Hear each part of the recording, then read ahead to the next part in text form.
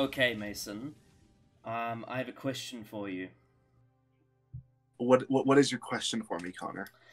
What do a small mahogany garden bird and the Ninth Doctor's favourite thing about Jabe have in common? Okay, I have no what? No, I have no idea. Do you want me to ask you the question again? Did you not hear it properly? Yes. Okay. Yes. Hold on. Okay. Give it to me one more time. Okay. What do a small mahogany garden bird and the Ninth Doctor's favourite thing about Jabe have in common? I do not know. What is it? They're both called a wooden tit. No. I hate that so much. No. I came up with that myself. That's very clever. Good job. Of course, that joke is appropriate because we're going to be watching The Time Monster. Yes. So, Hey. hello and welcome to the Worst of Classic Who series. We are going through all of Classic Who that I haven't seen that is ranked near the bottom of DWM to see if there's anything worse than Hellbent. This time we're going to be doing The Time Monster, just a John Pertwee story that I haven't seen before. Last time was The Mutants with Maddox. That was great. So yeah. Spoiler warning, because sometimes in these videos we talk about things that I have seen from New Who and Classic Who. We don't... I do ask my guests not to spoil the stories themselves that I haven't seen, but we do talk about other things sometimes, so just bear that in mind. Remember to leave a comment of any New Who stories you want us to defend against Hellbent. At the end of these videos we do that. You will see if you see the end of this video. And also, we have a fully locked list of episodes now, of stories, sorry, for Classic Who. We're currently on Time Monster. We're going through them at the moment, and at the end we will unlock Dimensions in Time, which will be the finale of this series. That'll be that'll be something.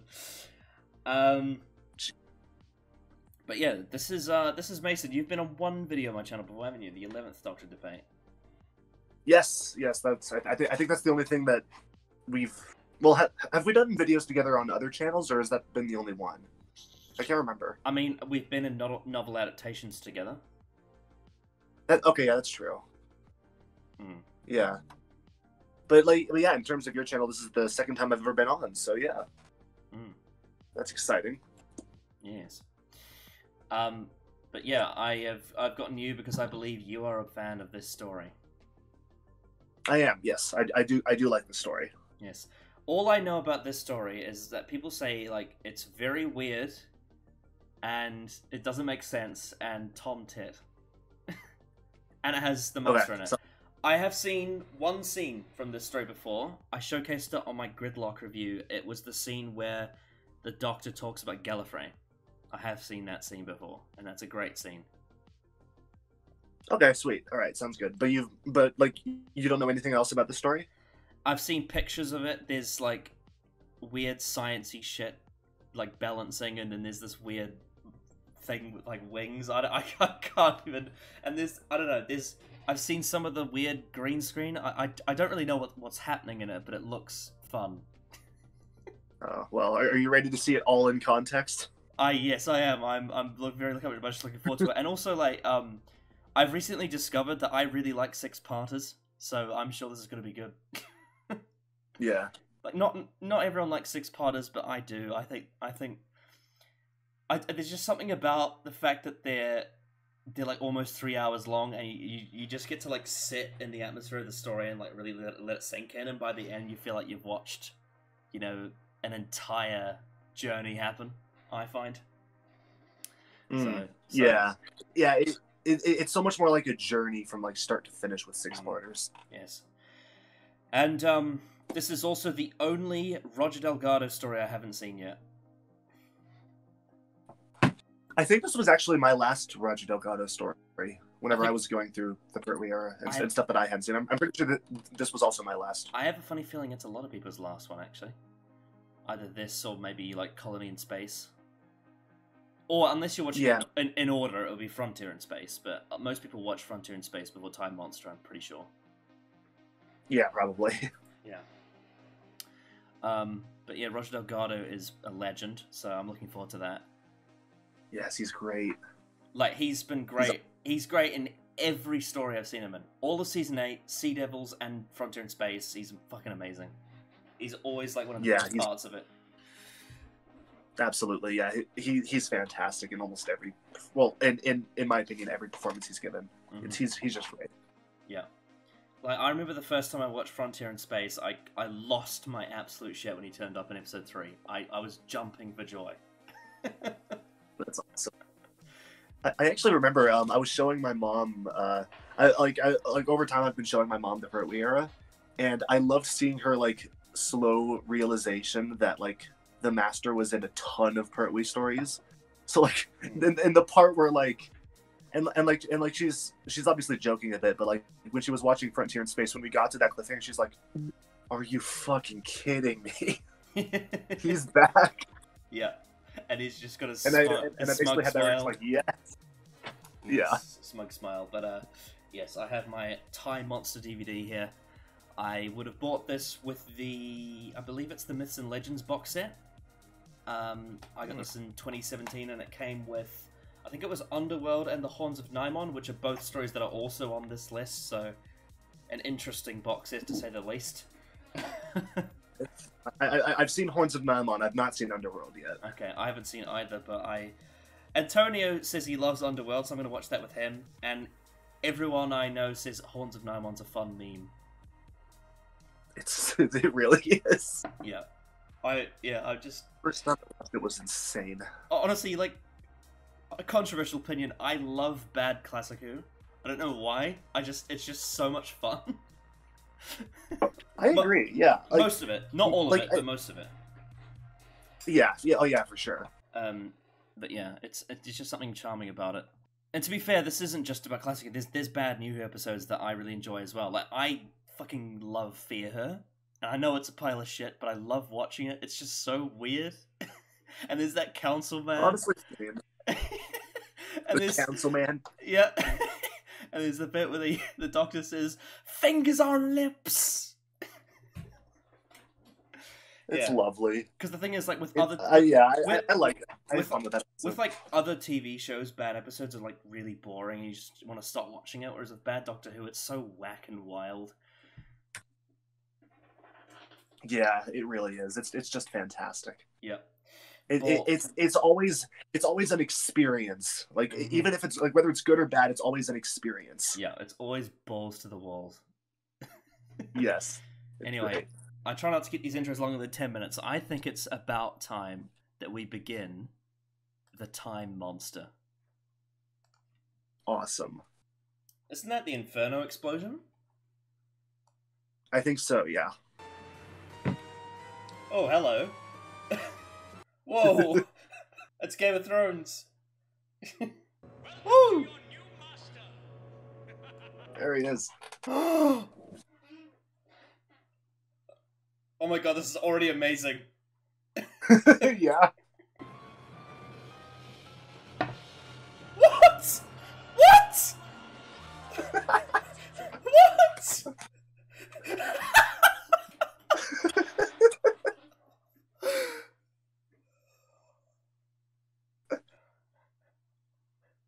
Oh, welcome to the Time Monster. I Wow. do like the running theme of the Pertwee era, where like he's scared of like fire and explosions because of what happened in Inferno. Yeah. I do like that. Third Doctor has anxiety. Yeah. Look, I know I'm exceedingly dim, but would you mind explaining?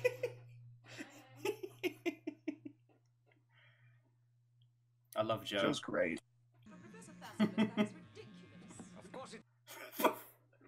Professor Vitalis. He's putting on a stereotypical accent of his own country. Oh my gosh, that's great. You bastard. Pertwee's hair is very groomed in this one. It is, yeah. It looks like his season 7 haircut. Courtney's just great. I love him. I can imagine Brigadier is a good choice for this kind of story, because he's like, what the hell is you talking about? Tom Tit, that's what it's all about. Demonstration of Tom Tit. Tom Tit. Tom Tit. Transmission of matter through interstitial time. Yes, exactly. Oh my god, it actually stands for something. Yeah, it's a full-on scientific acronym. Tom Tit. What?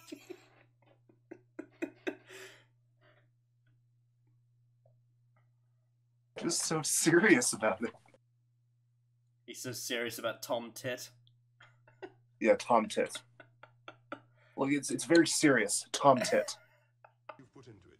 It's a joint affair. Love that I reckon mustache. he was Oh, that's great. It's such a 70s mustache. Yeah. So is that woman's hair as well? And the man's hair, Yeah. to be fair.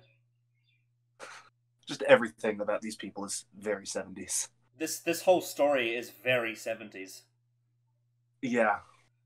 I think I'm aware of this theory actually. I've seen it in fiction. What theory? It's like there's a thing called like pendulum where you balance things on a scale and it summons something in the middle. Oh, okay.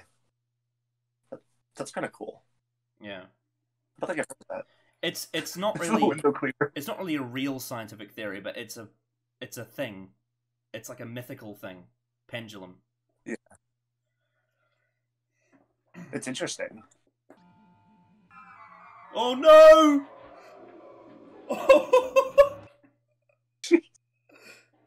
You poor bastard.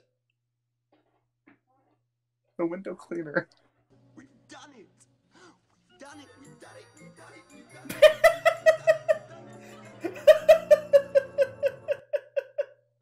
What the fuck? I already have so much to say. Like, when we get to the end of this episode, I've got so much to say already. There's so much going on here. Right? I am a lifelong pacifist. Now, the association of Fuck off. Yeah. I'll say that's a lie. That looks like a cock. Yeah. Yeah. Tom Tit. Every time they say that. Tom Tit. Tom Tit. Whoa! Jeez. Whoa! Is that That's nitrous so oxide? fast. Oh my god. Super pursuit mode. I apologize for keeping you waiting. Shall we begin? I don't know, it's the master.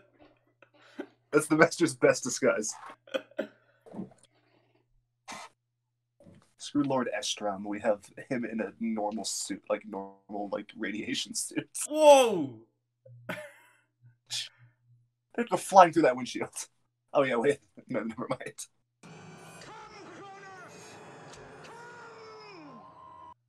Ooh. Wow. Well then, that was part one. Yeah. That was episode 1 of the Time Monster. It was. It was indeed. So, I can finally talk now. I just need to I need to actually absorb all that in. Yeah. Right, so it's slightly different, obviously, because it's teleporting from one side to the other, which is a different scenario, and obviously, like they explained that it's going through like the little bits in time between each atom, I suppose they could say. It's Yeah. But I am aware of a mythical thing called pendulum summoning, which is something that I've seen in many different especially like video games, because it's a really interesting thing to work with. But there is this theory that if you balance enough of like a certain kind of force on a scale on each side, it will cause something to happen in the middle. But I think in this case, I think the crystal is actually the middle, and it's sort of reverse engineered, and it's more so something will go on from one side of the scale to the other. So I think it may have something to do with that. I could be wrong, but it reminds me of the pendulum summoning theory that comes from like myths and legends. I don't think it's a real thing, but it's definitely a thing. that exists. That's cool. I've not heard much about that, so that's actually kind of an interesting like concept to like contextualize what's happening here with like that specific like mythical theory. Yeah. So to give us sort of an example of something that I've seen that has this, there's 2 games that I've played that have this in it. One of them is a PC game. One of them's a card game.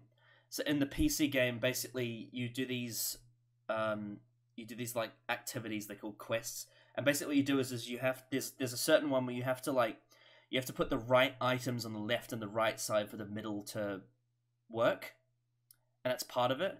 It's and then the other one is a card game where you have to have a certain like on each card there's like a number of what it represents on the scale, and you have to put the number on the left and right. You have to put 2 cards, one on the left, one on the right, and the distance between those numbers is what you can summon, which is kind of similar to this, where it's like in between each moment in time. In this case, it's like the further the distance between the numbers on the cards, the more numbers of cards you can summon, because the more like the wider the gap is. So I think there is a similarity between pendulum summoning and whatever's going on here in the Time Monster. Okay, that's really interesting. Actually, I like that. That's cool. Yes. On top of that, it was also a lot of fun. Yeah, it's a ton of fun. The machine's called Tom Tit. Yes. They have like a penis time machine detector. Yes. I'm sure Will Maddox loves it.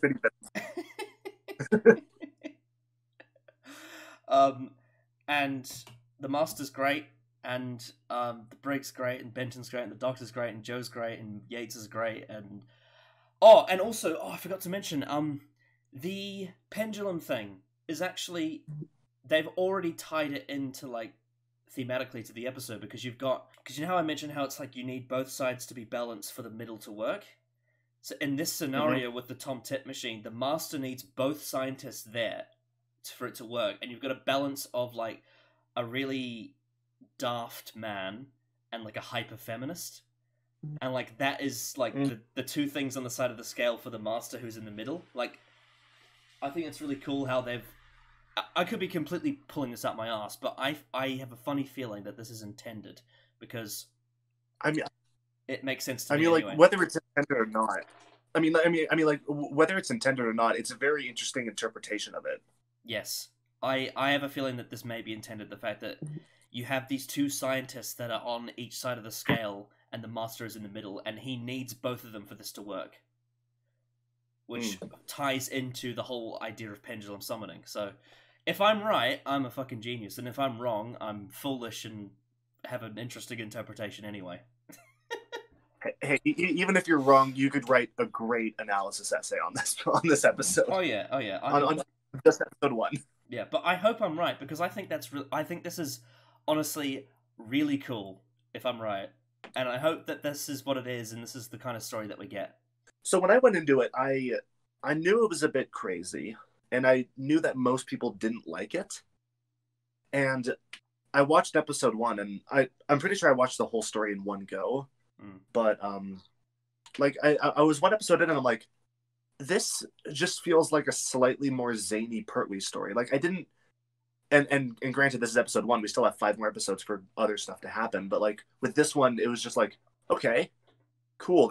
Except like there's some poorly aged. Well, I say poorly aged. They probably knew what they were doing at the time, in terms of like naming things or designing things. But like it's like immediately right off the bat, I did not understand the hate that this episode was getting. Yeah, but yeah, I think it's. I can understand why I can understand why some people will be put off by the fact that it's not really real sci-fi. It's very. Yeah, that's true. Like, and obviously, this Time Monster, Underworld, and Haunted Armon are part of like a Myths and Legends box set. So obviously, this is going to be very outside reality. But I think it's like science fantasy. Yes, but I think the way that this episode has applied it is really interesting. Like, there are examples in Doctor Who where they do something that's outside of the norm that I don't like. Like, I think the biggest example is probably Kill the Moon. and I think it's more down to the execution. I don't like the execution of the space dragon element. However, something like this, I actually find really interesting. But we'll see how it goes. We'll see how it adds to the plot. But yeah, I never ever thought I would see pendulum summoning theory in Doctor Who. That is wild. It's great. It's amazing. Yeah. So I'm very intrigued to see where this goes, because what I can tell from this cliffhanger is that shit's about to go down. And also we also had that big vision at the start, which sounds great, looks great. So I can't wait to get this like just bonkers story going and see where it goes. Yeah, it looks fun. It looks a lot of fun. Yeah, it is a lot of fun, I think. Yes, and I think the people making it knew that, because why else would they call it Tom Tit? Tom Tit. Tom Tit. Fucking hell. I just love how every time they say it, it's with like the utmost British dignity, like the utmost like British dignity. Oh yeah, and if like, if Doctor Who was American, it wouldn't work because it wouldn't be so ironic. No. Like if it was like, oh my god, Tom Tit, like it'd be like funny once, but then after a while it'd be like, Whereas because they're so proper and so like, yeah, it's like Tom Tit. Oh, Tom Tit. The crystal reminds me of Superman. Right, Joe. Jeez. Oh shit. Whoa. Whoa. Slow motion. He got there quick. Oh my god. Something similar happened in Claws of Axos, but it was able to be reversed. Wait, hold on. I don't remember that. What was that? When the Axons aged Joe. Oh, yeah. Okay, sorry. Yeah. For like the end of Dog's master plan. I get it. Vitalis is Greek for master. Right, Joe. I love how he leaves Easter eggs in his disguise as to what his true identity is. He does. I mean, to be fair, Colonel Masters is not an Easter egg. Okay, yeah, true. It's just blatant. I just love the balls to have this be the fucking finale. Honestly, yeah. We need more finales like this. Oh, that'd be amazing. I suppose the only thing in New Who that's equivalent is probably Wedding of Riversong? Maybe? Yeah, with like time stuff, like screwing up, and like and they just go the complete zany route with it, with like pyramids and pterodactyls. Not surprising that you lost. Please, Humphrey. Humphrey, of course. There's people out there that are literally named Humphrey. What were those creatures in Father's Day called? Oh, the Reapers. Yeah, the Reapers. So I guess like a similar idea. People who watch my channel and follow my Twitter know that I love Doctor Who stories that tackle like religion. So here we have another. Yeah, it's very interesting. Yeah. Yeah. I mean, everyone knows that one of my favorite stories ever is Gridlock, and that's one of the reasons why. Gridlock. I guess. Okay, yeah, I can see that. Yeah. And I love it when the Doctor's just like, oh yeah, that massive like thing that is in your mythology. Oh yeah, that's all real. I swear to God, Roger Delgado is just a bulletproof actor. There's not a single scene where he's not great. No, he's so good at this. Yeah. Perfect casting. Absolutely, I completely agree. I wish it might be hard without Roger Delgado, but I wish this version of the Master was given more extended universe stories. Which I think Big Finish are starting to do, which I'm happy about. It's a shame that they never got to do the last Pertwee story with him. This sergeant is the Master's TARDIS. Wow. They can actually play with the chameleon circuit with his TARDIS. Yeah, they can. It's great. I love when they do that. When you get to the Davison era, it's more so just like column in the middle of the field, and you can't hide it. Mm. I don't think they do it a few times, but it's not always done like that. I don't think. This is great direction to have them having the same conversation, but across different places, different characters, and it just draws It's the great, parallel between them. It's amazing. Pertwee and Delgado are definitely one of the strongest Doctor Master combos. Mm-hmm. Like, they're just amazing. Is Benson going to get a few grey hairs? It's fixed down. No, it isn't, you know. No. It's just astronomically heavy, isn't it? It's like it gets heavier the more you try to lift it. Like Thor's hammer? Yeah. I mean, that makes sense. It's, like, similar. Ooh. Ooh, hello. It's, like, properly good writing, I think. Like, Yeah. like sure, the concepts of it's silly, but it's great. Mm. You just gotta just suspend your disbelief a bit, that's all. You gotta imagine, Yeah, definitely. what if a myth was real? That's all you gotta do. Yeah, exactly. And I think that's what everyone else's issues with with this episode is. Stewart? Benton. Oh my god. Isn't that great? He's trained himself to do that. It's probably what he was doing in the prison in the Sea Devils. Exactly, yeah. He's like, You can just imagine. I could have control of unit if I could use his prison voice. guards. Yeah. Like you can just imagine that scene in, like, the prison, like, he's, like, trying to talk to the guards as the Brigadier. I mean, out of him, I just don't know. Ooh. He could tell it was fishy. I love that. Yeah, it's great. It shows that Benton's not just stupid.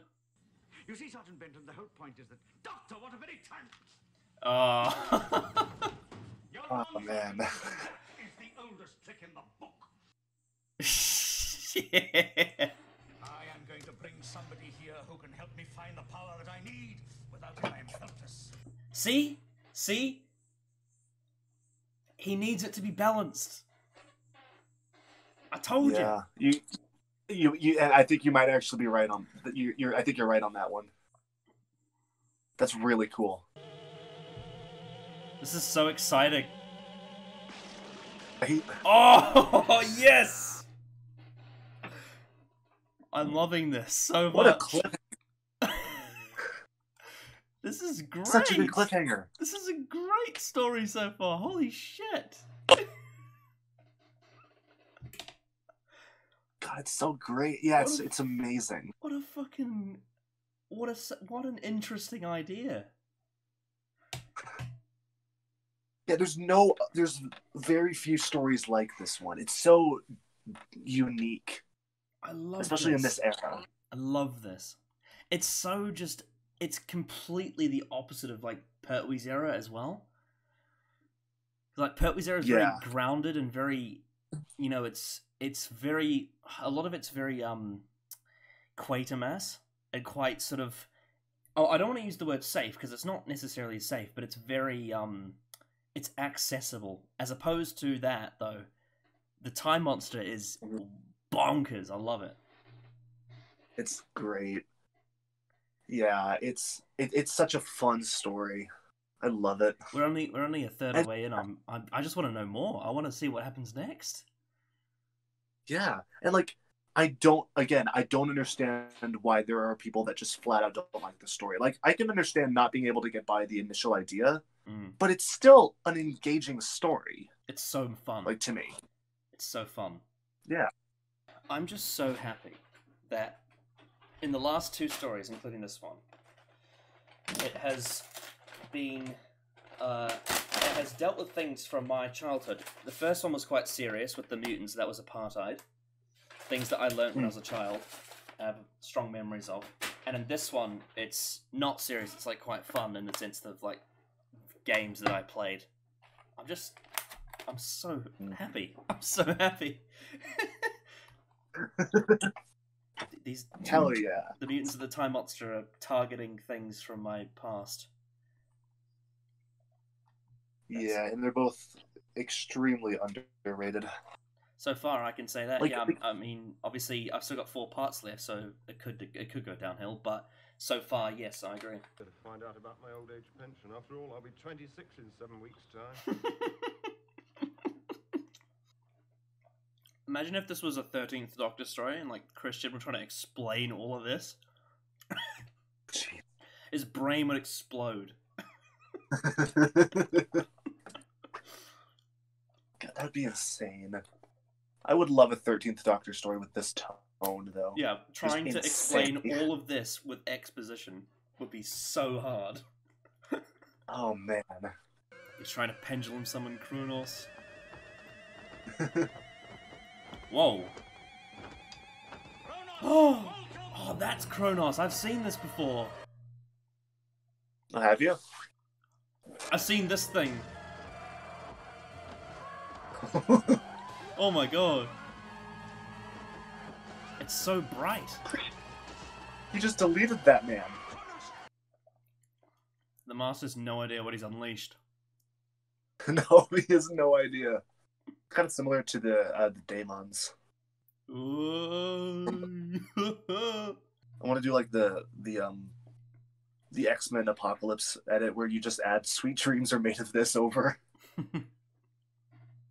I think it was a great, like, I think it's great that Pertwee's and the Doctor in this story, like, have such a, like, straight-faced Doctor for such a weird story. It kind of helps. Yeah. Oh, for sure. Because if, like, Tom Baker was in this story, he'd just be like, oh, what the fuck? Ah, Tom Tit. Yeah. Although, I will say, that is kind of what gives Warriors Gate its charm. Yeah, I do like that. I liked Warriors Gate. That's a story. good story. I didn't like Romana's exit, but I liked the rest of the story.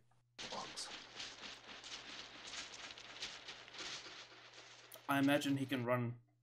The more force you put in, the less it'll slow you down. That's why because he sprinted in there, it didn't slow him down as much. That's true. And I do like the further you get away, the faster they get. Whoa. The Master's trying to play God. Yeah. I love that analogy, like a child controlling a rogue elephant. Again, I just love that Atlantis exists. Mm-hmm. They went all out for this story.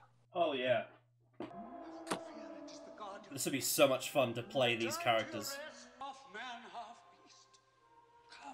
Is that the Minotaur? Mayhaps. Must be. I actually don't entirely remember. Or a centaur?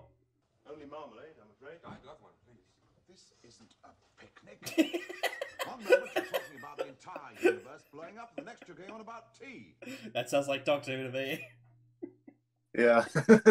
You know what John Pertwee's hair reminds me of? I just thought of this. Priss from Blade Runner. Oh, yeah, he actually gave her a sandwich this time.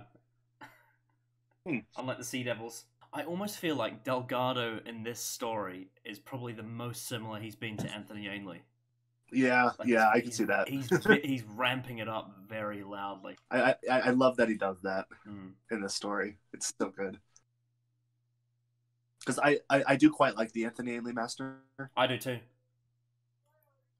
Yeah, I know that some people in our circle don't really like him that much, but I think that sort of take on the Master is He's very much fun. more cartoonish than Delgado, but I still think that's fun. Yeah, for sure. Oh, here we go. Hell yeah. Yes. Balance it. And what's that meant to be?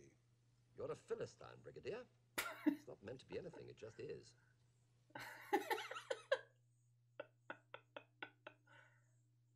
It's so stupid looking. See, the thing is, the story is self-aware. People like the Oh, yeah, story for sure, knows yeah.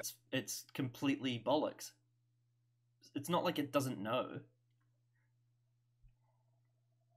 Yeah, that's true. Tea leaves.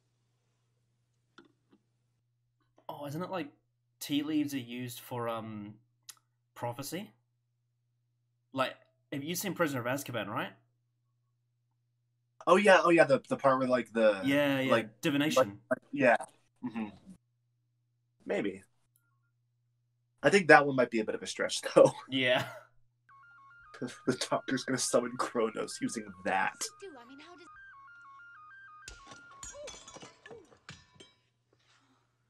Oh, well. It was fun while it lasted.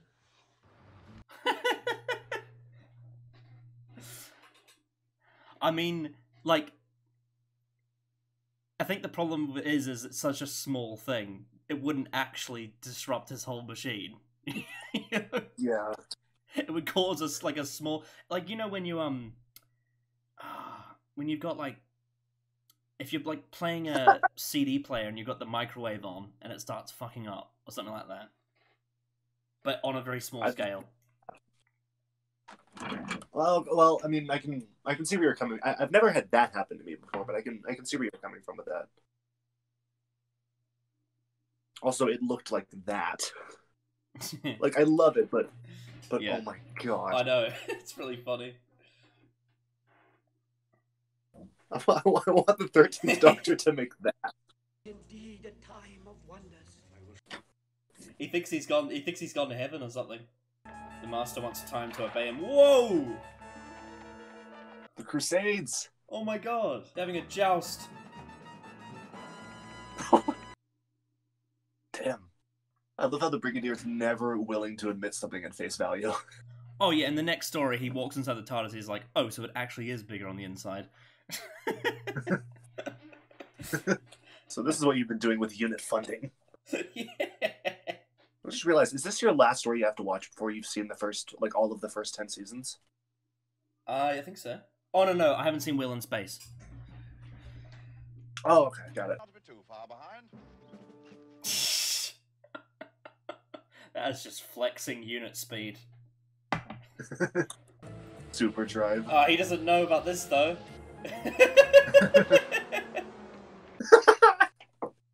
It's like, have you ever seen The Love Bug? The what? It was a Disney movie called The Love Bug.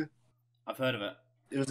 It was about a Volkswagen Beetle that was A, alive, and 2, could go really fast. Oh, are you talking about Herbie? Or is it something else? Yes, yeah. Alright, Yeah, yeah. Herbie. I love that, though. Like, the unit having a fight with people from Atlantis. It's great. Oh! Can you hear me? Can you hear me? Mike, can you hear me? Or we use his first name. Wow, we're already halfway through the Time Monster. Yeah, so again, like, it's still good. They had that really silly thing with the wine bottle and the spinny thing. That was funny.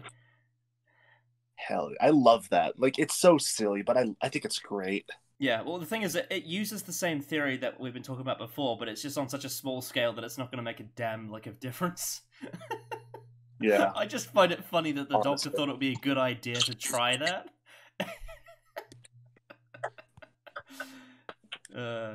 I'm liking the Time Monster so far. I hope the second half's good too. Hell yeah. Hell of an explosion. Yeah. Roger. God. Will Maddox would love this penis-looking thing. Will Maddox. I want these two to get together now. I ship this toxic relationship. Oh, yes. This TARDIS interior. Oh yeah, the funnel things, yeah. It's only in this story, isn't it? Yeah. Yeah, because the next one was 3 Doctors and they had redesigned it again. I think the roundels are just too distracting. They're just... You want to focus on the foreground, not the background. Yeah. Also, the center column's a bit generic or a bit bland, I'd say. A bit like Legopolis. When they put a TARDIS inside an actual police box. Oh yeah. We'll make contact as soon as possible. We? We. Nothing I can say to dissuade you. No. Oh, dangerous. I've been in the TARDIS with you before? All right, but you've been warned. He's put the cock on the TARDIS. Oh, jeez.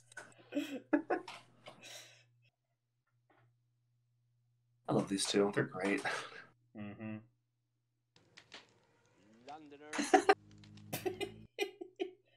In the Demons, some of the cheese I felt distracted from the story, whereas in this story it actually adds to it. Yeah, I think so too. Of course, it always seems to take a long God, I love when Pertwee poses. Yeah. It's like he doesn't even mean to, but it's always iconic. He's got such a great silhouette.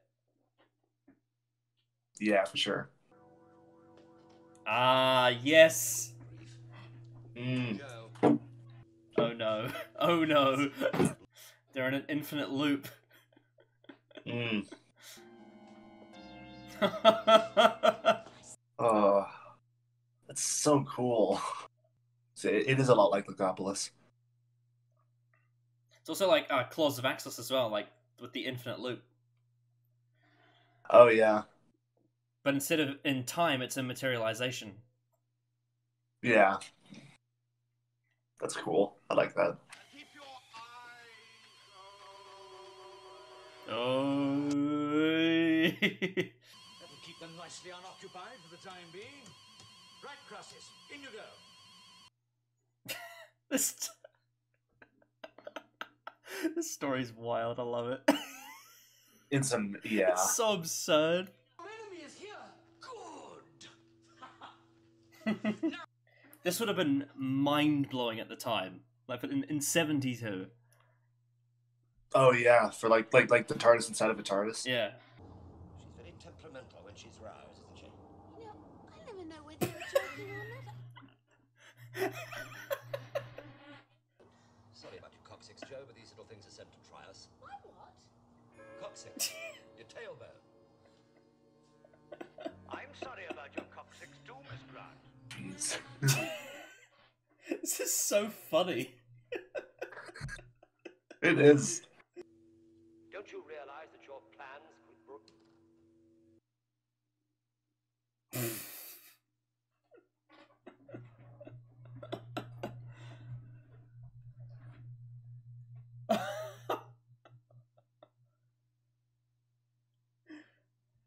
Fun master. You just muted him. Turn them off. No. That he's talking to himself, he'll be out here like a shot. Ah, he's realized it at last. That took a long time, Mrs. Slowly.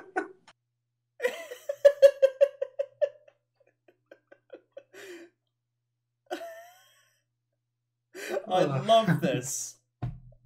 Oh yeah, it's so great. I know I just keep saying that, but it just is. For heaven's sake, Joe, I've just told you. It means Thraskin. Of course. Oh, that fits into the fact that their TARDISes inside each other. Oh my god. Oh, hell, it's so great. I know. I love the story. I know. And why do people don't like? Why do people dislike this? This is so fun. I know, it's great. It's using like bonkers ideas and it's completely self-aware of it and uses that to make comedy out of it. Yeah, it's such a good balance. Exactly. Oh. Oh no.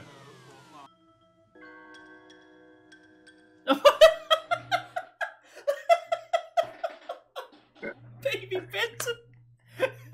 Yes.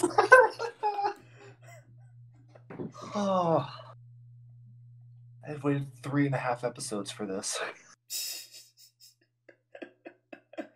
It's like in Endgame when they turn Ant-Man into a baby. Yeah, exactly. Yeah.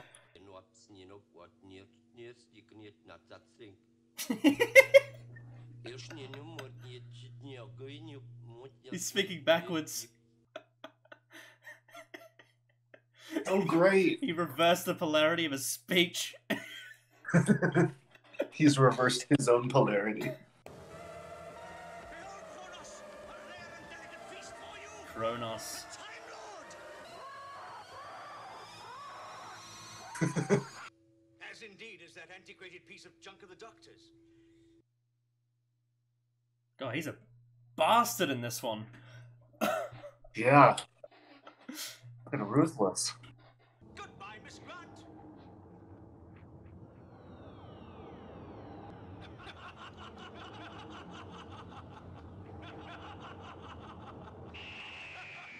Oh my god. Oh. The stakes of this one has just been raised to 1,000. Yeah. I can see why this is a finale now. Yeah. And I like the subtitles there when the master was laughing. It said, laughing diabolically. Ooh, Jeez. I'm almost like overwhelmed. Oh, it's so good. It's so good. This is epic. It's really great. Yeah, this is like what I would have wanted, like from like a Stephen Moffat finale, you know, like a big scale time fuck up. Like, oh, I love this so much. Oh, for sure, yeah. And because it's 6 parts, it has the time to actually do it, you know? Yeah. Oh, It's great. It's so like fleshed good. out and all that. So, there's no other Doctor Who story that's even like this at all. No, it's so different. Yeah, So different. it's wild. I'm mind blown by this story. This is so good. Yeah, I'm just so like gobsmacked that after all these years of watching the show, I'm still finding something that I've never seen before. yes. I have no idea what's going to happen now. Like, they're in the time vortex. This is crazy. It's such a good episode. It really is. It's so good. I think this worst of Classic Who series I've been doing is one of the best things I've done on my channel, because I'm just finding how like almost all of them are like underrated classics. Yeah, I agree with most of them. Yeah, like Colony in Space was great. Creature from the Pit was great. Crotons was really fun. I know you didn't like it, but Space Pirates I really like. This one is so much fun. The Mutants is fucking great. Oh my god. Yeah. It's so good. It's so fun. Why do people not like this story? And like I obviously don't have the list in front of me, but like from what I remember, like seeing the list of what else you're going to cover in this series, you have more of this, and it's great. Like more underrated stories. I'm sure I do. I would say. Yeah. I mean, if I like the Space Pirates, surely I can like anything.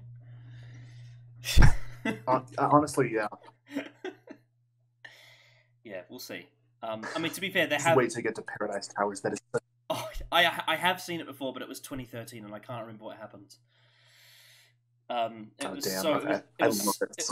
was so long ago that I just can't remember it. But there have been stories on this marathon that I didn't like. I didn't like Invasion of Time, and I didn't like Warriors of the Deep.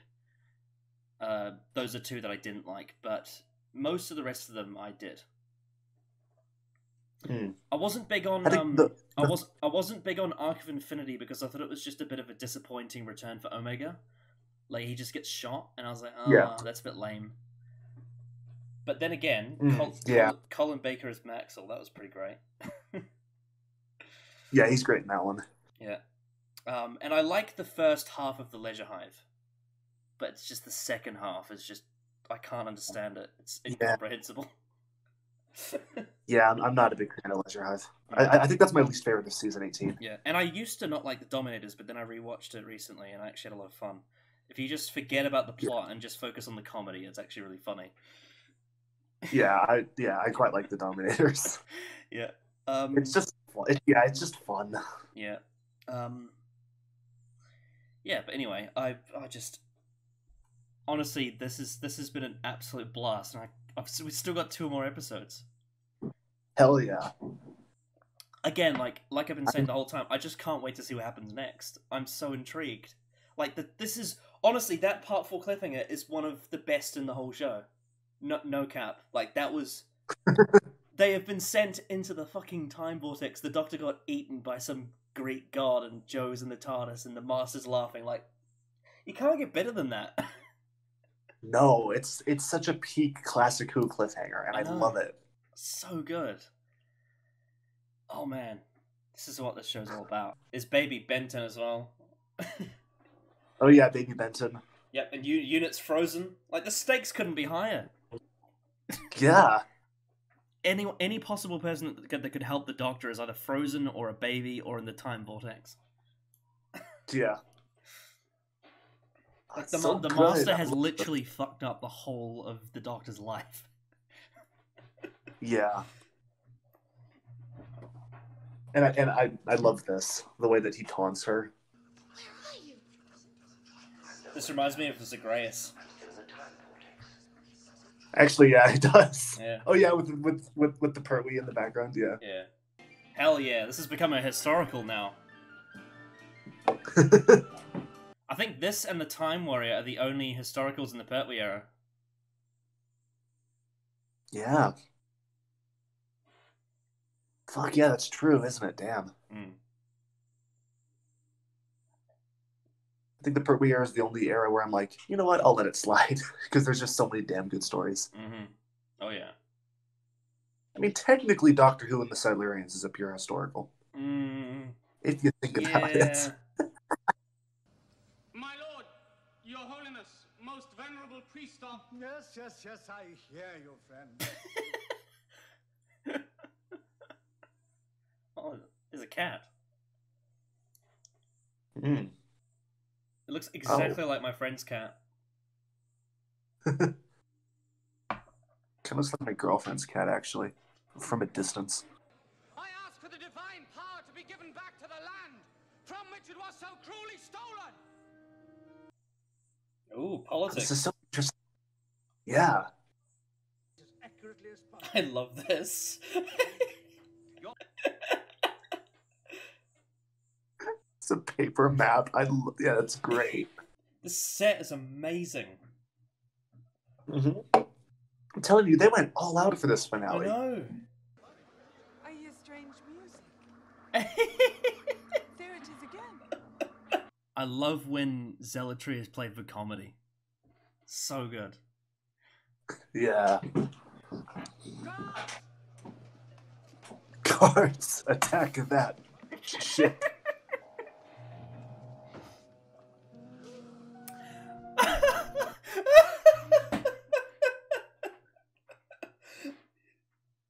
Hell yeah. The king departs. Sound trumpets. He had the bearing of a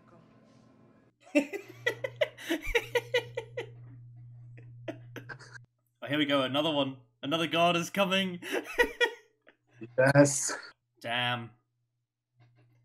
If only they got there first.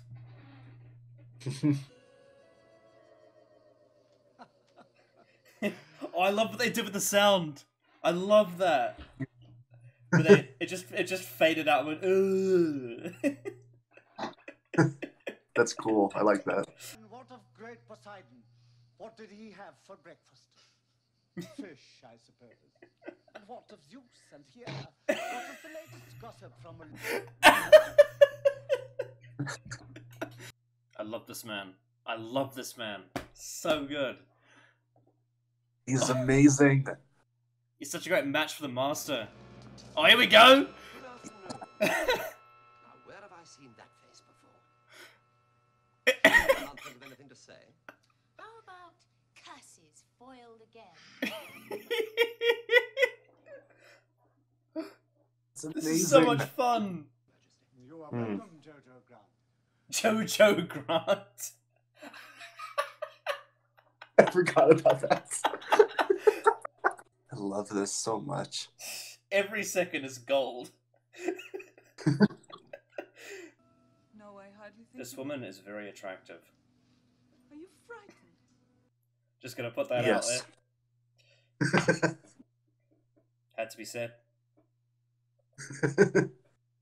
Someone was going to say it sooner or later. The day of wonders. You can say that again. Why should I say it again? Oh, I know what happens here. I've seen this before. Have you? I've seen what she looks like. Yeah. Hmm. Oh, I feel like I'm watching a stage play. Yeah, I forgot about that. That's such a good. That's so cool. How did I forget about that? You are beautiful. Oh, there we go. Mm. The direction of the story is really good. Like the camera Yeah. work. It's a damn good story. I love it so much. I never thought Delgado would be in like a romantic story, No. but he's so But he good. does it really well. Yeah. Oh, they've done it again. Oh yeah, the similar conversation. That's so good. I don't know if it was before, but I think this might be my new favorite season 9 story. I don't know. Honestly. Curse of Paladin's pretty high for me. Yeah, Curse of Peladon's really good. Mm. It's my favorite 6-parter at least. I'll make up my mind 'Cause once I- I've seen all the way to the end. Years or more. The Minotaur. The Minotaur! I said! Yes, it's so good. Season 9 is so underrated. I agree. Everyone says it's like by far the worst Pertwee, and I'm like, no, it's actually really good. Yeah. I've not seen season 11 yet, but I think my least favorite Pertwee season is probably season 8. Season I mean, 8. I still like it, but I still really like it, but Oh, I love season 8.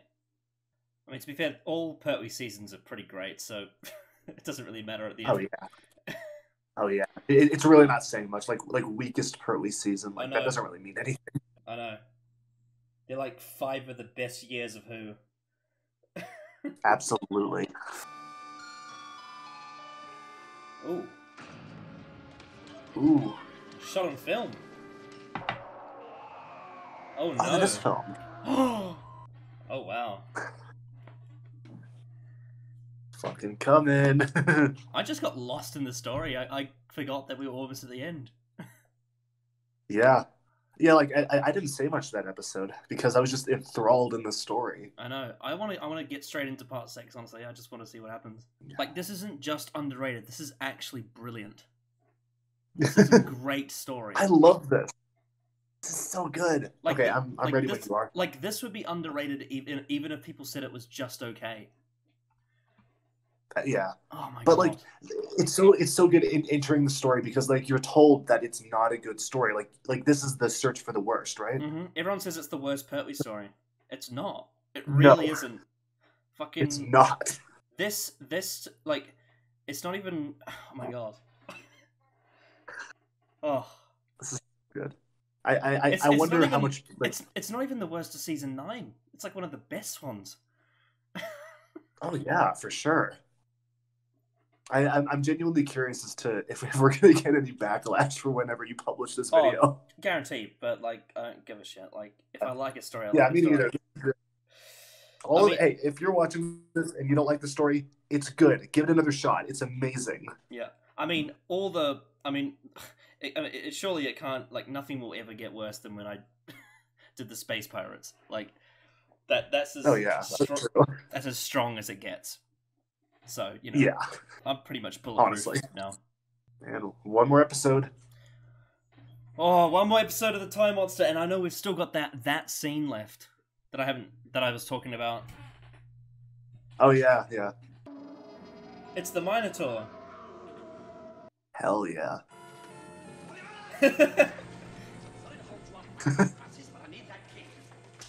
Oh, he just snapped on his leg. Oh, that was great. I'd love it if he did like the Curse of Peladon thing and like use the. Oh. Ooh. Here we go. Hell yeah. Akira! Ooh. Oh, wow. Jeez. He took down a wall. If you value your own life, you will take me to see the king. Now. Oh, he's on barnstorming. So good. I wouldn't count on that. This has gotten pretty serious. It really has. I think it's good at balancing that, I think, because it is a very weird story, but it does these serious moments well. Yeah, well, when it gets serious, the comedy becomes quite sinister. Yeah. I never thought I would see Delgado's master manipulating love. It's so good. Because I thought this was... Because they obviously do this in Sound of Drums with the Saxon Master and Lucy. And I thought it was just a John Sim thing, but now I'm seeing this. Oh, here we go. I love this scene. Oh yeah, here's that scene. Well, the whole of creation is very delicately balanced in cosmic terms, Joe. All order and all structure will be swept away. Nothing will be left but chaos. Order and chaos on the balancing scale. Yeah. I looked at it for a moment, and suddenly I saw it through his eyes. It was simply glowing with life. The colors were deeper and richer than anything you can possibly imagine. And I found that the rocks weren't grey at all. They were red, brown, purple, and gold. All about perspective. Yeah. That is one of my favorite scenes in Doctor Who. I love that. That's really good. So good. This is such a proper finale to a season. I love this so much. Pertwee's acting in that scene was absolutely phenomenal. It was. He's so good at delivering those monologues and like making it all seem completely sincere. Hell yeah, I love this story. Why do people not like this story? It's so good. It's so I don't know. Oh man. This might be the most underrated Classic Who story. Maybe. I don't know. Maybe. God, but yeah, it's so fucking great. I love it. Oh, and they're on either side of the throne, Joe and the Doctor. You motherfucker. Holy shit. I predicted this from part 1. Yeah. Holy shit.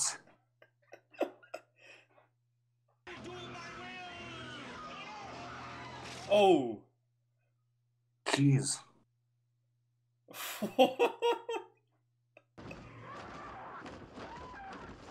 Fucking chaos, like he said. Yeah. Oh my god.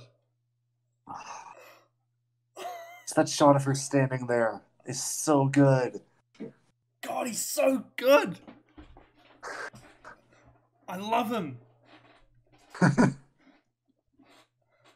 He is giving it his fucking all, and I love it.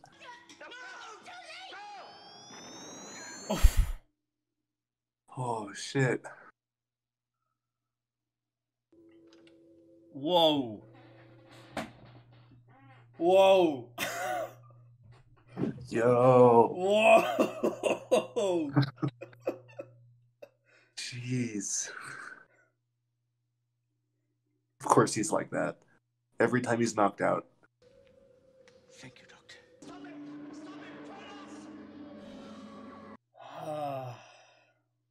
Baby Ben. Oh my gosh. He's crying. This is pure Doctor right here.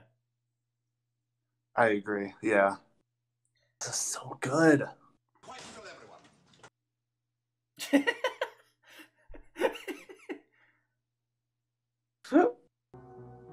Somebody please mind telling me exactly what's happening around here?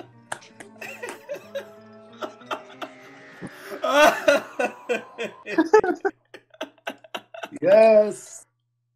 Oh, what a brilliant story. Oh, yes. That just got better and better and better. Holy shit. I love that. Ah, such a good story. I fucking love it. That was not only enjoyable, that was fucking amazing. That was so good. It's such an entertaining story, and like, yes, it's a silly story, but like that doesn't mean it's not also serious, because like you have the serious moments, especially like towards the end. Like some of the dialogue that those people in Atlantis had with each other was so interesting and compelling, and it all felt real, and I loved it. I was before I forget, I just wanted to say, like, I love the ending, how like Kronos was revealed, and how she was like, well, obviously we need to punish the Master for what he's done. And I loved the fact that the Doctor let him go free. It was just such a Doctor's thing to do. Yeah, absolutely. It's just like, at the end of the day, no matter what the Master's done, I have to, it's in my heart of hearts, I have to give him a chance to redeem himself, and I would never condemn someone to torture like that. Even though the Master tried to do that to him earlier in the story. Mm-hmm.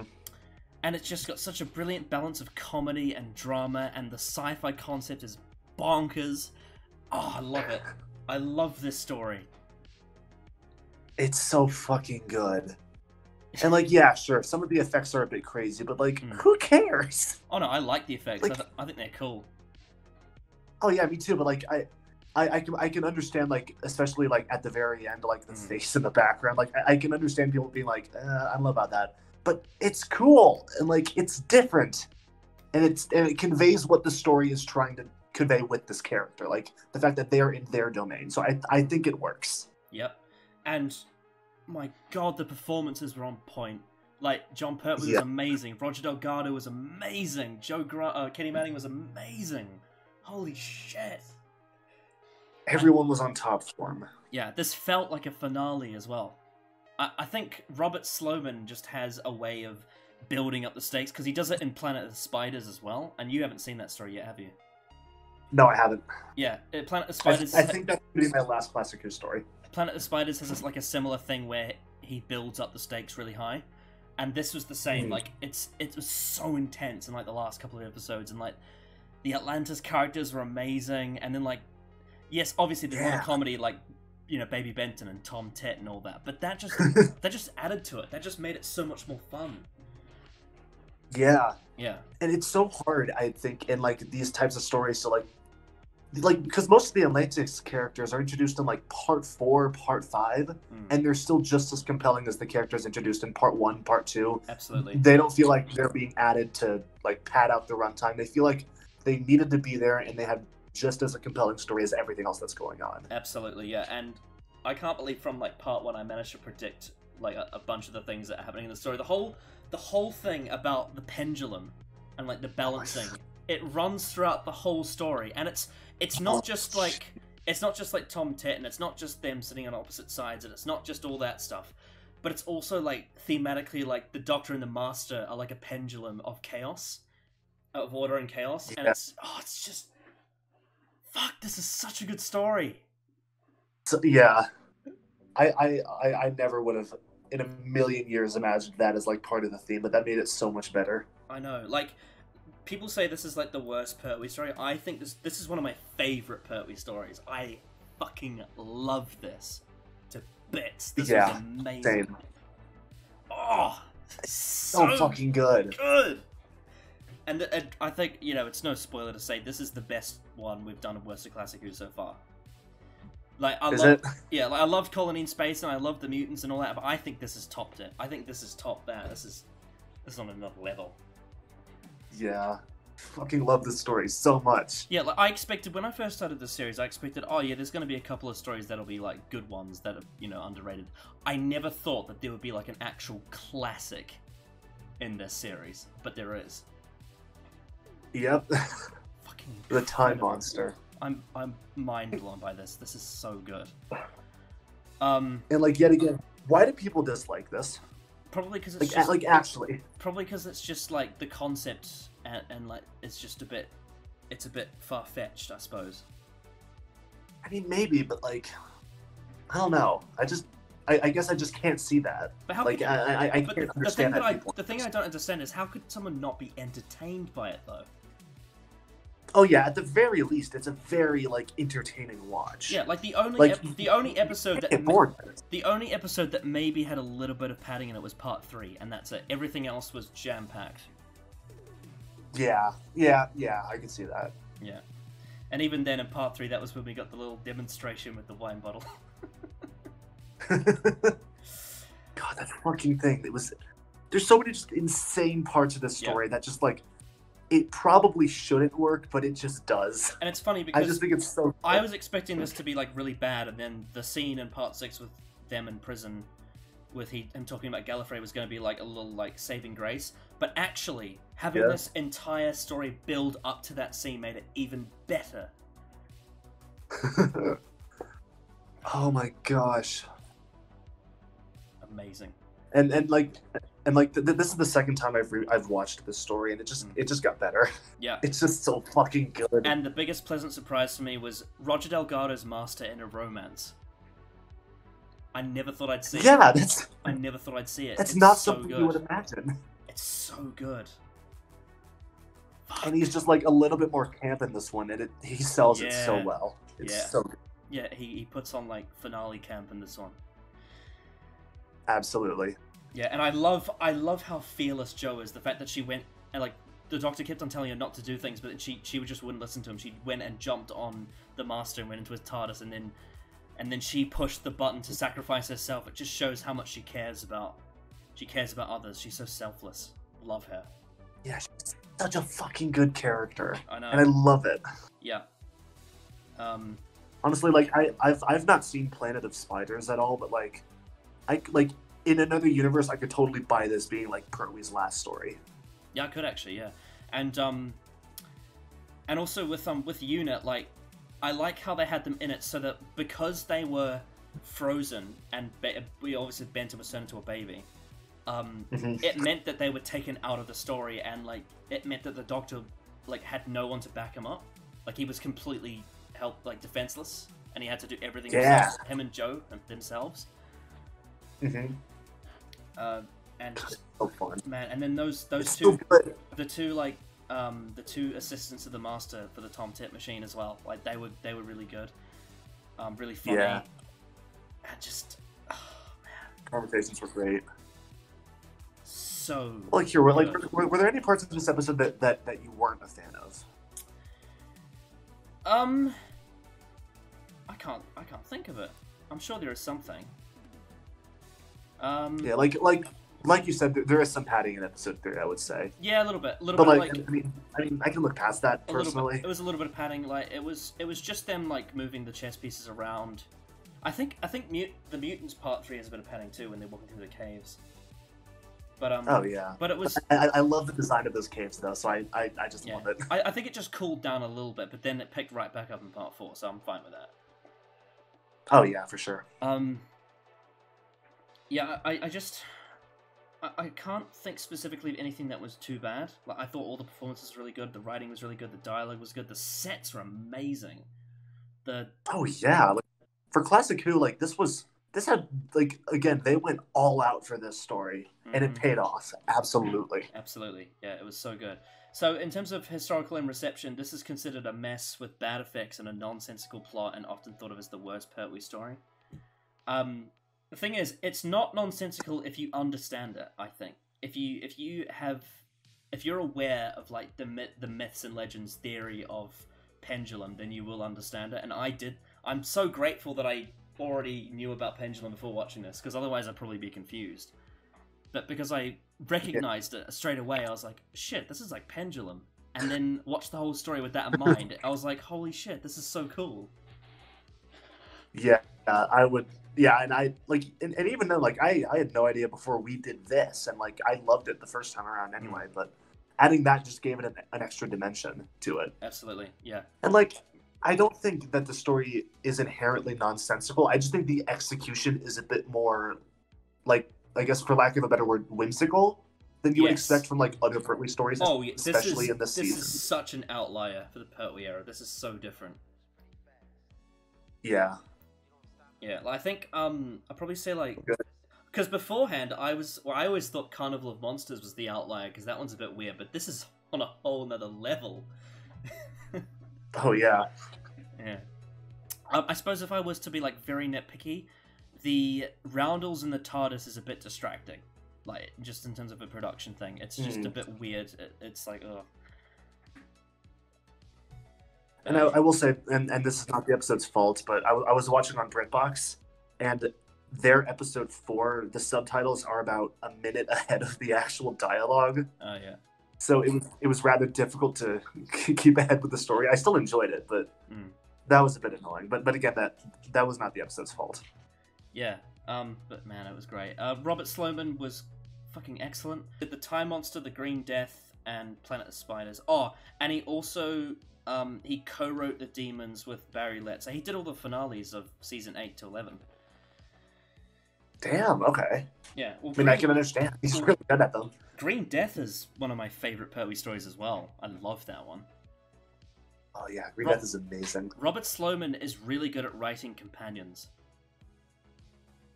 Absolutely. Because Sarah Jane in Planet of Spiders is great too.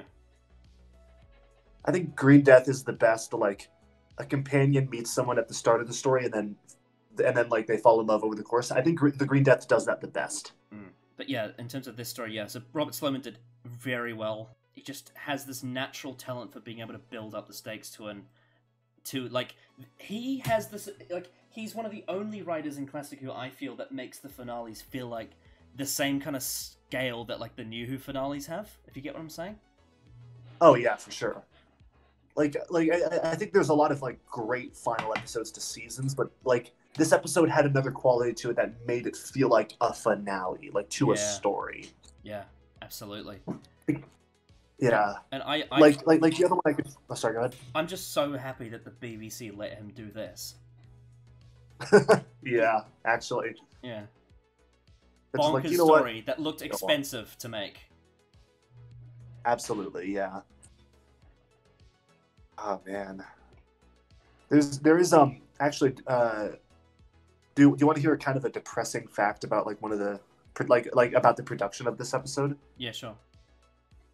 Okay, so I might be getting my facts mixed up, but I'm pretty sure the baby that played Benton unfortunately passed away a few months after filming. Oh, that's really sad. Yeah. I think it was according to Benton on the Time Monster commentary, or John Levine, sorry.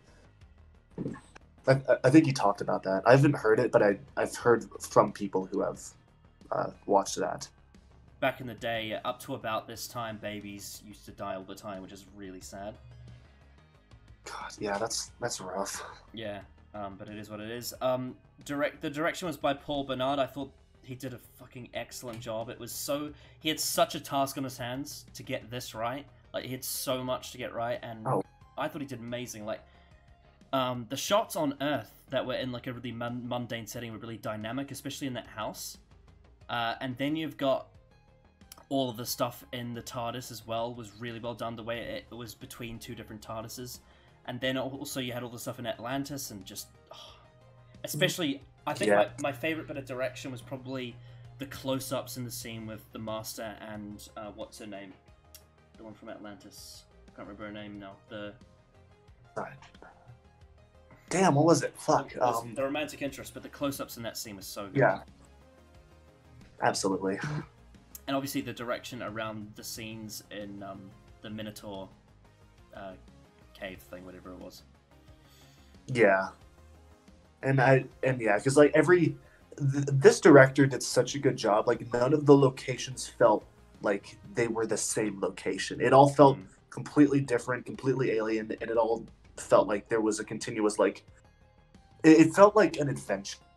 Absolutely. This story, where every, like, little place that they went to was, like, a completely different place with, like, a completely different, like, setting and culture and whatever, and the direction definitely helped that. Absolutely, yeah. Oh man, so good. And the music by Dudley Simpson, again, his music was great. I loved when the Master was trying to do his mind games and it didn't work, and his theme just whizzled out. That was so good. Dang, yeah. I'm gonna have to go back and listen to that because I didn't have any sound going. Yeah, unfortunately you don't have the sound. I'm sure there's music for the Time Monster somewhere you can listen to. But oh yeah. Yeah, the music throughout the story was really good. It was, man, I'm lost for words. I'm lost for words. Yeah. It's so good. I can't even describe this story and how good it is. It just is. It's just so fun, and it's good. Yeah. And again, like we said, the episode 4 cliffhanger was epic. The way the Master sent him into the time vortex. And a life of death. Amazing. You want to hear some trivia now? Oh yeah, sure.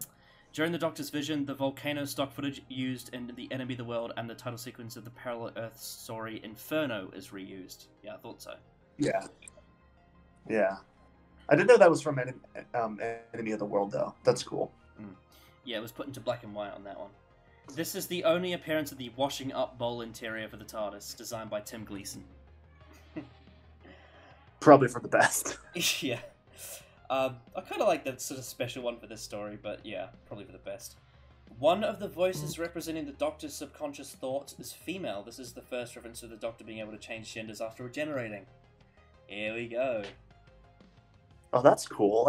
I kind of like that. Yeah, also, I love that, the fact that Joe went into his subconscious thoughts and there's so much going on in there. Yeah, I like that. Yeah. It was very Moffat. Yeah. A notable scene dropped before recording of episode 5 depicted the Doctor activating a device in the TARDIS which permitted Joe to speak the language of the ancient Atlanteans. The series had never before attempted to explain how the Doctor's companions could speak foreign or alien tongues. Well, in End of the World, Russell T Davies explained it. Now we know. The TARDIS is telepathic, and it changes the way you think. It's just weird that no one even asked about that. Like it. I think it first came up in Mask of Mandragora. Maybe. Yeah. Oh yeah, because Sarah was like, "Hey Doctor, why can I understand these I forget if it was like Spanish or French people, but it was like, how do I understand them?" And then the Doctor said that. Yeah. Yeah. It was Paul Bernard's idea to have Kronos' final form be that of a young woman, so it was the director that decided that. Hell yeah! I thought it was great. I like that how the Robert Sloman would have said, "I want Kronos' final form to be something interesting. I'll let you decide, maybe." Or like they have like a abstract idea. The historical setting was suggested by the official Doctor Who fan club, an organisation which had recently been reinvigorated when it was put in the hands of teenage fan named Keith Miller. Wow, that's cool. Yeah, I like that because you can tell it's people that are like, "Hey, we haven't had a historical in a while." This was the first time the series had visited Earth's past since the Abominable Snowmen. That's a long time. Since season 5. Yeah. This is the first time there's been a historical since season... I mean, I suppose the War Games maybe counts, but I don't know. I don't know if that technically counts. I wouldn't... I don't think I'd count the War Games. Like, yeah, it has, like, historical settings, but it's not, like, actually in history. It's like a simulation. Inspiration came to Robert Sloman during a walk outdoors when he heard an aeroplane flying overhead and was reminded of the sound of the German bombers during the Second World War. From this experience came the idea of time slippages, and Sloman envisaged a fleet of World War I biplanes descending on a modern-day aircraft. As Sloman developed his narrative, it realized that the budgetary considerations would prevent the First World War element from featuring prominently. Instead, it was decided to emphasize Atlantis' strand of the plot. So, they used the plane... Oh, so that's where the plane came from. It was like a slippage in time. Yeah. That's great. Influenced by Buddhist philosophies, Barry Letts wanted to portray the Doctor as being merely semi-enlightened, able to see the universe more clearly than most, but still possessing personal flaws. Letts' ideas were mostly prominently reflected in the Doctor's episode 6 tale about the hermit on his home planet. Brilliant scene. Okay. Yeah, that's such a good scene. So, it's one of Pertwee's best scenes, honestly. Absolutely, yeah. He's able to perform that with such, like, a... I don't even know, he just does it so well. He's so graceful. Yeah. When filming scenes in Bessie used a side-mounting camera, John Pertwee and Kami Manning realized that they had gotten lost. By the time the two actors were finally able to find their way back to Paul Bernard, the director was already in the process of assembling search parties to track them down. Jeez. That's funny.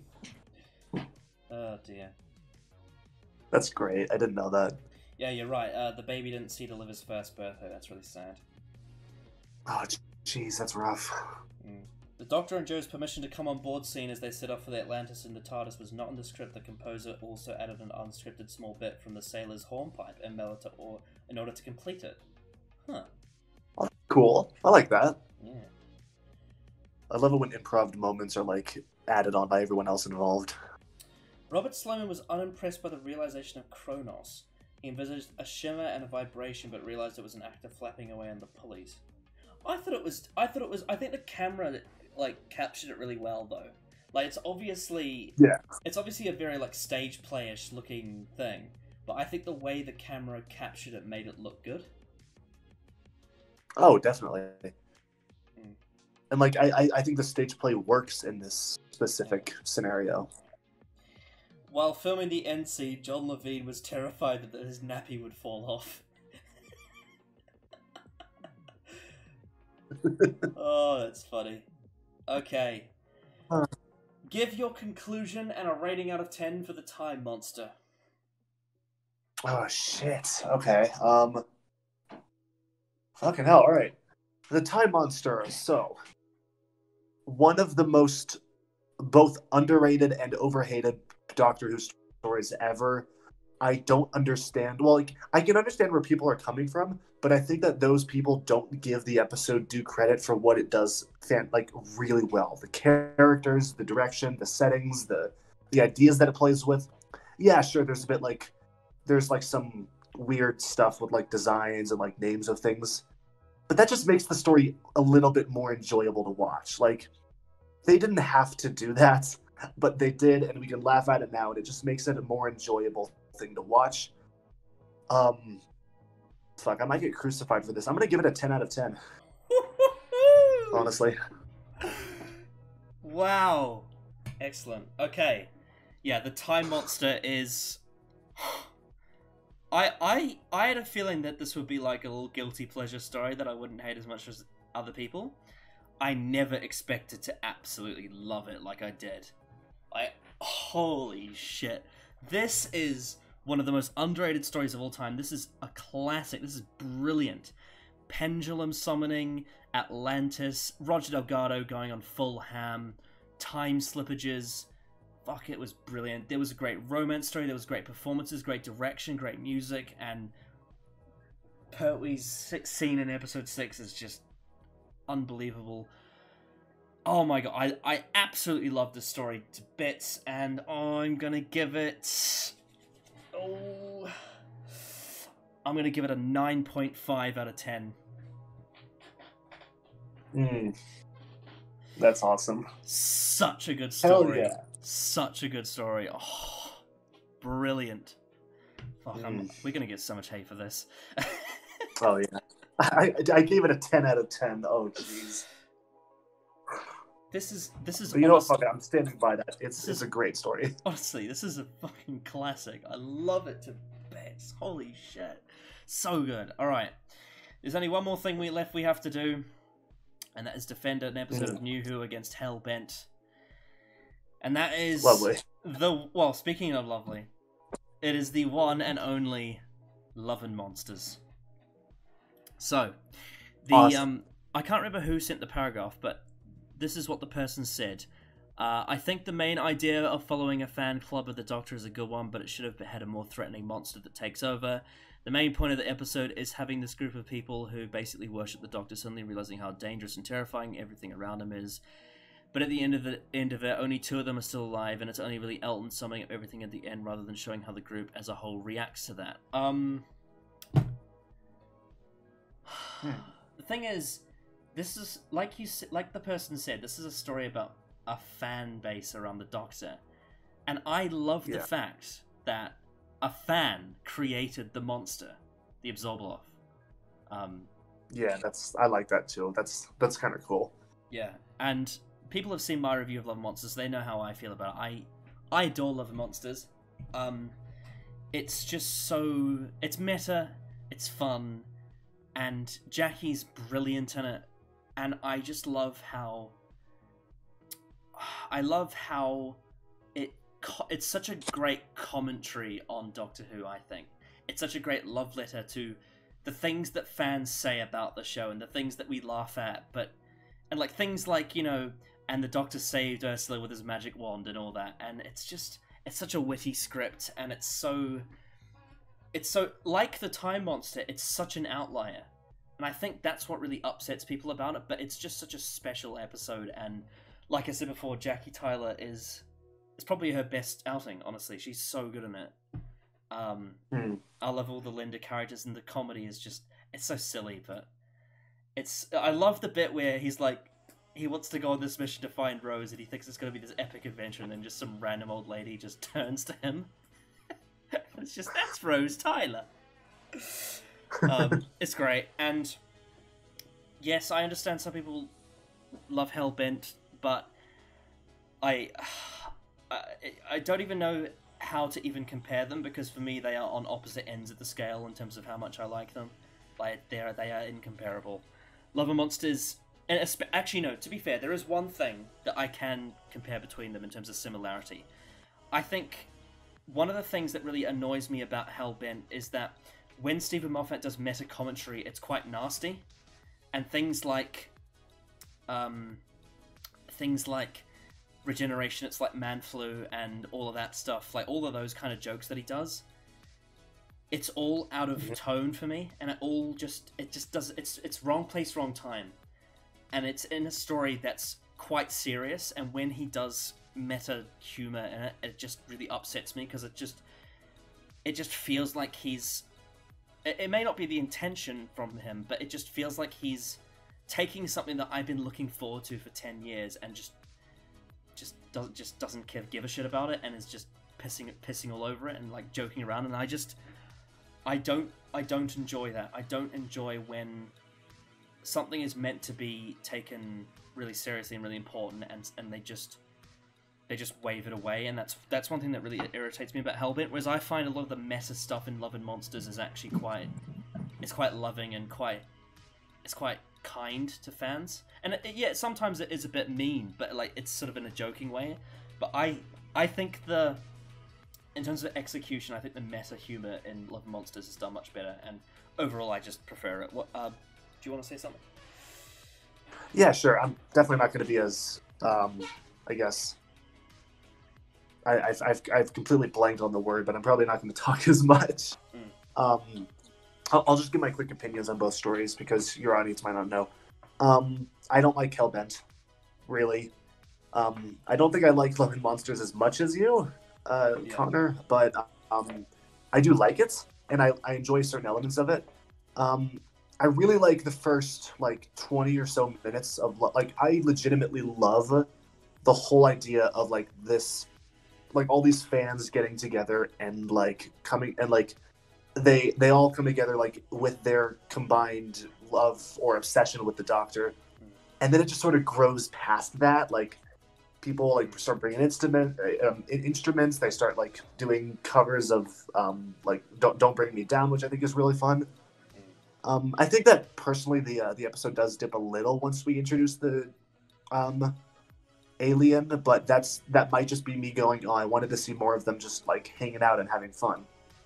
I love the idea that any possible relationship with Elton and the mom was never going to work, simply because he looks at her not as a person, but almost as an idol, as a person who raised Rose Tyler, the person that's traveling with the Doctor, and he almost gets there. He almost gets that real human connection, and then she finds the photo of Rose in his pants or his wallet or whatever, and that just ruins everything.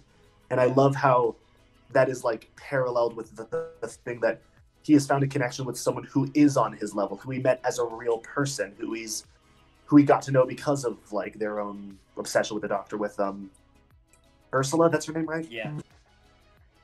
Yeah, Ursula. And I love that. I think the ending's a bit. The pavement. It's a little. Yeah. I don't know how I feel about the pavement slap. To be completely honest with you, I don't know how I feel about that. And then Hellbent, I don't I just don't appreciate the fact that I disagree with the fact that Clara should have been in Series 9, because I think that she had a good exit in Death in Heaven with both the Doctor and Clara lying to each other. Because I'll just say it. I liked Clara in Series 8. I think she had a good set character, and this is not a popular opinion, but I enjoyed her relationship with Danny, and I enjoy how that developed. And I don't get why she had to be back in Series 9.